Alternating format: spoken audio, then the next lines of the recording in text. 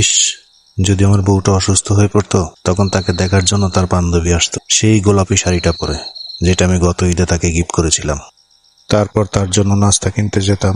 4টা কলা, আধা কেজি আপেল, কলা 4টা, না, হাফ ডজন। রান্নাঘরে আমি তার জন্য যখন নাস্তা তৈরি করব, তখন সে আমাকে হেল্প করার জন্য রান্নাঘরে আসবে। তখন তার সাথে আমার সাথে কথা হবে। কথা বলতে বলতে এক পর্যায়ে আমি তার হাতটা ধরে ফেলবো। কি চিন্তা করে এত হাসতেছিলা?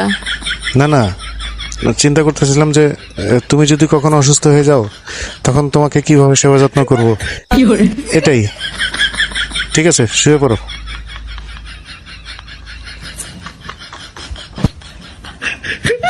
কি